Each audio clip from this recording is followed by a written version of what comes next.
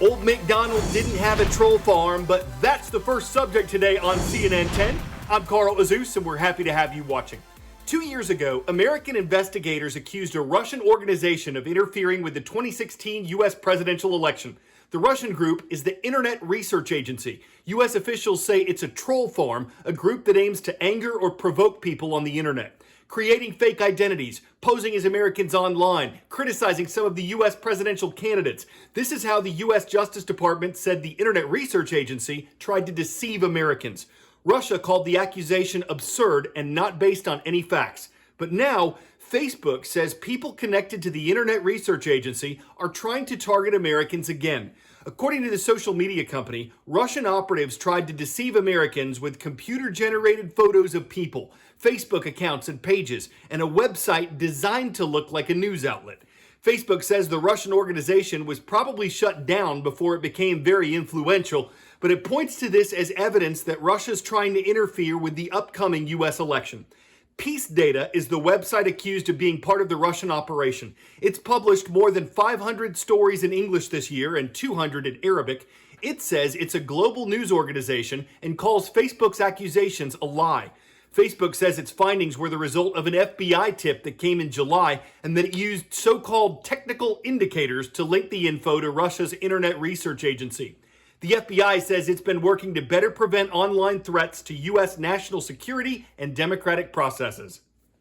As far as the U.S. economy goes, it's a mixed bag. Important economic indicators like retail sales, industrial production, and new home construction, they took a hit in March and April as businesses nationwide shut down. The unemployment rate, the percentage of American workers without jobs, hit 14.7% in April. That was after almost 2 years of record lows at or below 4%. It has improved since then to 10.2%, and the new unemployment report that comes out Friday will give us more info. The stock market, meanwhile, has been soaring, but that too has mixed reasons. So I'm here in Wall Street, and it's basically empty. Nobody is. Wall Street traders are working at home, but make no mistake, they're working. The S&P 500 and the NASDAQ hit record highs, records in the stock market. March low to a new peak. This person is Jeff Bezos. He is wealthier than he's ever been. So how can that be? How can millions of people be out of work, small businesses closing throughout the country, and the stock market be doing so well? First is that when we talk about the stock market, what we're really talking about are indices. So the Dow and the S&P 500. Those indices are made up of the largest publicly traded corporations out there. So when we just talk about the stock market, we're talking about the valuations of those companies. We're not talking about other factors in the economy like wages, the unemployment rate, how many people are actually working. And at a time of crisis like the pandemic, large corporations have handled it better than others. The second reason, tech stocks. So take the S&P 500 and the Dow Jones. We know that that's just the largest publicly traded corporations. But even when you look at the number of the Dow and the S&P 500, it's still disproportionately affected by the largest of the companies. And those companies have done really well during the pandemic. Companies like Apple, Amazon, Facebook, Google, Microsoft.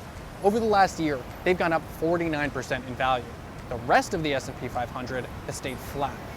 So the third reason is speculation, right? When you look at a stock price, it's not just measuring how a company is doing at the moment, there's speculation built in. So take Tesla. Tesla's stock price has gone up 10 times in the last year, but they're not selling 10 times as many cars. People have bought into Tesla with the expectation that it will one day justify that price. And that's another reason why the market's up. It's considered a leading economic indicator, meaning it's predicting what happens down the road. And many investors think that if coronavirus gets under control and people get increasingly confident about the economy in 2021, companies in general will be doing better and potentially the economy as a whole. 10-second trivia. What is also known as the world's largest pharmacy? Rainforests, Antarctica, Rite Aid, or Amazon.com? Rainforests have been called the world's largest pharmacy because so many natural medicines have been discovered there. In the Amazon rainforest, one sound you wouldn't expect to hear in the Orchestra of Nature is that of a drone. But environmental organizations have taught indigenous groups to use them to keep tabs on where illegal logging is taking place. The law enforcement teams that usually patrol the region have been working with fewer people because of the coronavirus pandemic. And though the use of drones alone won't solve the problems there, the program's supporters say it's a step toward protecting important land. Amazon tribes are learning to use technology to help protect their land from the impact of deforestation by illegal loggers and land grabbers in Brazil. 28-year-old Awapu Uraowawa is one of a new generation learning to use drones to detect deforestation. He's part of a training program for indigenous communities and others who work in forest protection run by the World Wildlife Fund and local NGO, the Kanende Ethno-Environmental Defense Association. They really accept the technology with open arms and pretty quickly start to use it. We know that in Brazil, the government doesn't have all the resources needed to protect the Amazon. It's very important that they are part of this process. Awapu's tribe, the Uru'awawa, first came into contact with people from outside their community in the early 1980s. Their land is a protected area of almost 7,000 square miles of rainforest in the Brazilian state of Rondônia. An increase in illegal deforestation and forest fires is threatening their indigenous way of life, destroying the forests they depend on for growing and gathering food and for clean air and water. Out on patrol, Awapu and his team use the drones to find and document areas of deforestation, collecting high-resolution images, video, and mapping data to use as evidence when reporting illegal activities to the authorities. Look at the size of the deforested area here. It's huge. We send a drone up here too. There is no end to it. The key is not to think of the technology, of course, as a silver bullet, but it's pairing that tool along with indigenous knowledge that makes it so much more powerful. Having an intricate history and understanding of, what are the areas that are most important to protect? Where are there, routes that animals pass through, right, that need to be cared for?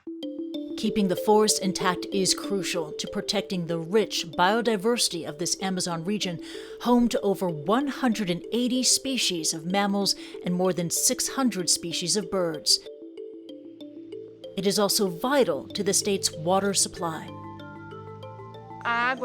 Water from there irrigates all the fields outside it. It irrigates the soya, the pastures. If you destroy the water, you are destroying your economy. For his work protecting the forest, Awapu says he has faced death threats from land grabbers and illegal loggers, but he is determined, with the help of this technology, to continue the fight for future generations. My hope is that while I'm alive, I want to see the jungle standing, the jungle intact. That is my hope.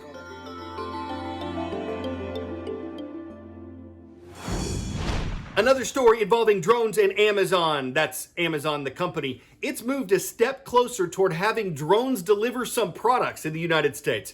It's wanted to do this since 2013, but it's needed approval from the Federal Aviation Administration, which sets the rules of the skies. The company just got an FAA certificate. It can now begin testing drone deliveries. Amazon's goal is to deliver some products in 30 minutes or less, but its Prime Air fleet is not ready yet for prime time. Better technology and more coordination with the FAA are needed for this to be common everywhere.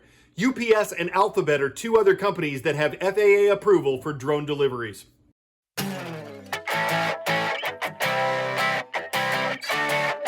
Reporting on this last segment was butter.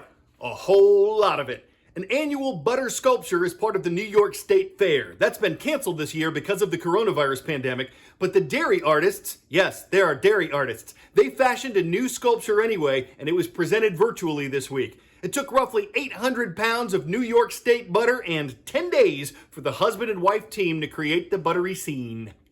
And ain't it just enough to melt your heart? It's quite a spread. I'd say their ability to churn out things like that shows they've got the process down pat. It always causes quite a stir in the butter world, and does it take talent? You'd better believe it, y'all. Woo! Newport High School buttered us up by leaving a mention on our YouTube page. Hello to all our viewers in Newport, Pennsylvania. I'm Carl Azus for CNN.